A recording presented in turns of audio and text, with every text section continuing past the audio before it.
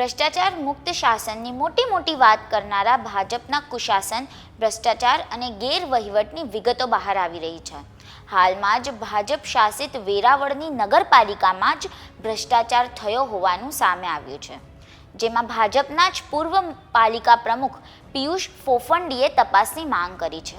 આ જ અંગે વિગતે વાત કરશું આ વિડીયોમાં. નમસ્કાર, વાઇબ્સ ઓફ ઇન્ડિયા સાથે હું સુરભી.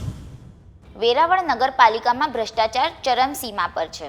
આ નગરપાલિકામાં ભાજપનું શાસન છે, ત્યારે ભાજપના જ પૂર્વ પાલિકા પ્રમુખે આ ભ્રષ્ટાચારનો મુદ્દો ઉઠાવ્યો છે અને તપાસની માંગ કરી છે.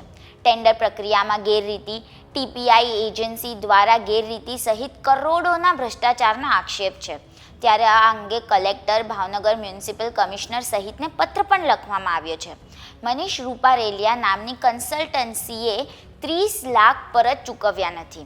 સોમનાથ શોપિંગ સેન્ટર સહિતના કરોડોના કામની તપાસની પણ માંગ કરી છે. ત્યારે પૂર્વ પાલિકા પ્રમુખ પિયુષ ફોફંડીએ આ ભ્રષ્ટાચાર સામે મેદાને આવ્યા છે.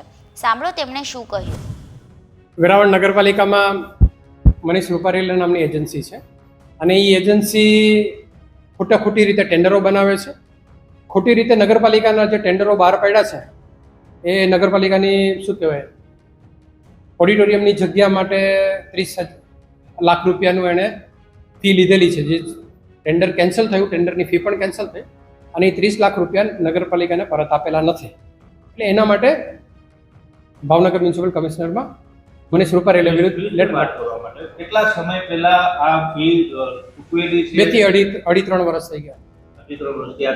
આપના દ્વારા એમની કોઈ ઉઘરાણી કરવામાં આવી છે આપના શાસન? ના, એ હમણાં ધ્યાનમાં આવ્યું એટલે આ મારા ધ્યાનમાં આવ્યું એટલે એ બાબતની અરજી આપેલી છે.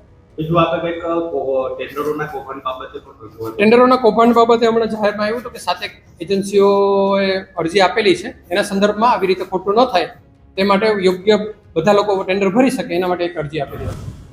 થોડા દિવસો પહેલા પણ 22.22 લાખની ગેરરીતિ બદલ તત્કાલીન સીઓ સહિત કર્મચારીઓની સંડોવણીનો સરકારમાં રિપોર્ટ સોંપાયો છે. ત્યારે હવે આ નવા જે ભ્રષ્ટાચાર સામે આવ્યો છે એ અંગે શું પગલાં લેવાશે તે જોવાનું રહ્યું. દેશ, દુનિયા અને ગુજરાતના તમામ સમાચારો માટે જોડાયેલા રહો વાઇબ્સ ઓફ ઇન્ડિયા સાથે.